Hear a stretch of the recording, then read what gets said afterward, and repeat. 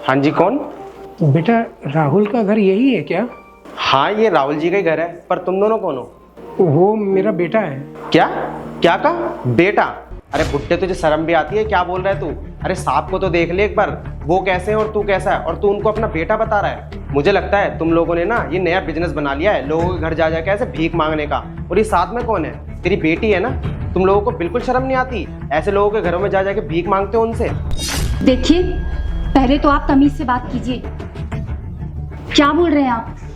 और इनके बेटे हैं वो, ये सच बोल रहे हैं, और मेरे पति हैं। आप उनको बुलाइए, हमें उनसे बात करनी है। क्या?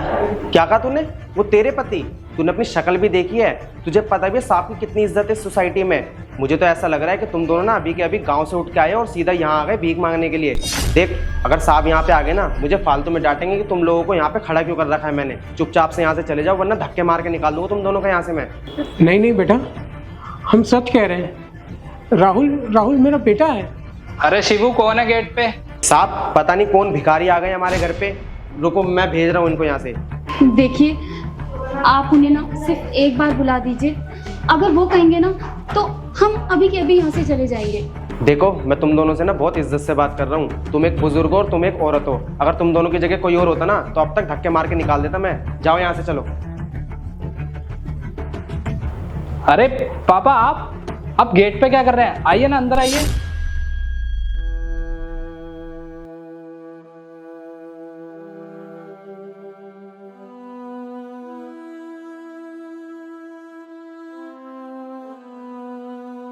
अरे पापा, आप अचानक यहाँ पे? क्या बताऊं बेटा, जब से तेरे को घर से निकाला है ना, हम दोनों पे तो मुसीबतों का पहाड़ टूट पड़ा। तेरे बड़े भाई ने हम लोग को घर से निकाल दिया, और इस पे तो इतना जुल्म ढाते थे कि क्या ही बताऊं तेरे को। पूरे घर का काम करवाते थे, खाने तक को नहीं देते थे। कैसे कैसे करके ये दिन काटती थी ये मैं ही जानता हूँ। फिर एक दिन थक हार के खुद बोली कि ऐसा करते हैं, एक दिन चलते हैं, उन्हीं के पास चलते हैं, उन्हीं को ही हम लोग का कुछ आसरा देखेंगे। लेकिन मैं किस मुंह से आता तुम्हारे पास? मैंने तो खुद तुमको अपने से ही दूर कर दिया, ये सोच के कि बिल्कुल नाकारा, क्या ही करेगा तो, कुछ किसी काम का नहीं समझता था मैं तुझे। और आज देखो कितनी शर्म आ रही है मेरे को तुम्हारे पास आते हुए। अरे नहीं नहीं पापा, आप ऐसा मत बोलिए। और मुझे पता है आपने जो मुझे डांटा, मुझे इतना सब कुछ सुनाया, वो किस लिए? मेरी भलाई के लिए ही तो। और माँ बाप कभी अपने बच्चे का बुरा नहीं सोचते हैं, कहीं ना कहीं उसके भलाई के बारे में ही सोचते हैं।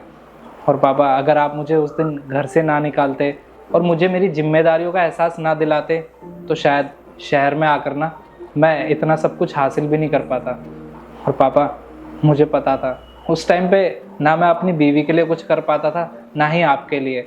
कौन ही माँ बाप बर्दाश्त करेंगे कि उसका जवान बेटा घर में बैठा है और उनके लिए कुछ भी नहीं कर रहा। और पापा, मैंने आपको कॉल किया था, मैंने भैया को बोला था कि आपसे मेरी बात कराए, पर आपने बोला कि मुझे तेरे से कोई बात नहीं करनी और ना ही कोई रिश्ता रखना। फिर मैंने बोला कि मेरी बीवी से मेरी बात करा दो, तब आपने बोला कि हम दोनों तेरे लिए मर चुके हैं। और फिर मैं आप किस मुंह से गांव में आता और किस मुंह से आप लोगों से बात करता? आपने तो मेरे सारे रास्ते ही बंद कर दिए थे। बस फिर मैं अपने काम में बिजी हो गया था और मुझे टाइम ही नहीं मिल पाया। पर मुझे यकीन था कि एक ना एक दिन ना सब कुछ ठीक होगा। बेटा मुझे माफ़ कर दे। आज मुझको इस चीज़ का रियलाइज़ हो गया कि माँ बाप अपने बच्चे को डांटते हैं, उनको 10 चीज़ें समझाते हैं ताकि बच्चा जो है आगे चल के कुछ बन सके। और तू मेरी डांट को, मेरे इतने बुरे बर्ताव को एक अच्छे और यादगार रूप में बना के आज इतना बड़ा आदमी बन गया। और आज मुझे सच में यकीन हो रहा है कि तू ही मेरा सहारा है। अरे नहीं नहीं पापा, अब बार बार माफ़ी मांग करना मुझे शर्मिंदा मत करो। और माँ बाप का फ़र्ज़ होता है बच्चों को सही राह पे लेके आना, ना कि उनसे माफ़ी मांगना। और पापा, मुझे यह यकीन नहीं था कि भैया भाभी आपके साथ ऐसा करेंगे। आज मेरे पास सब कुछ है, गाड़ी है, प्रॉपर्टी है, पैसा है। आपको ना किसी चीज़ की कमी नहीं होगी यहाँ पर। और मुझे यकीन था कि एक ना एक दिन सही टाइम आएगा जब हम मिलेंगे, पर मुझे ये यकीन नहीं था कि भैया भाभी पैसों के लिए और ज़मीन के लिए ये सब चीज़ें करेंगे। बस बेटा, उनके मन में लालच आ गया। उन्होंने तो ये सोचा ना कि छोटा बेटा है नहीं, कौन देखने वाला कौन करने वाला। इसी वजह से सारे खेत खलिहान घर ज़मीन सब कुछ अपने नाम करा लिया और मेरे को और तेरी बीवी को घर से बाहर निकाल दिया। जिया, एक बात बताओ, इतने टाइम में क्या कभी तुम्हें मेरी याद नहीं आई? कभी तुम्हारा मन नहीं हुआ मुझसे बात करने का? आती थी, बहुत याद आती थी। एक भी दिन ऐसा नहीं गया जब मैंने तुम्हें याद ना किया हो। लेकिन मैं क्या करती? तुम उस वक्त कोई काम तो नहीं करते थे ना, पैसा नहीं कमाते थे, पापा के ऊपर बोझ थे। जब भी मुझे पैसे चाहिए होते थे या तुम्हें पैसे चाहिए होते थे तो तुम पापा के आगे हाथ फैलाते थे, और पापा भी यही चाहते थे कि तुम अपनी लाइफ में कुछ करो, कुछ बनो।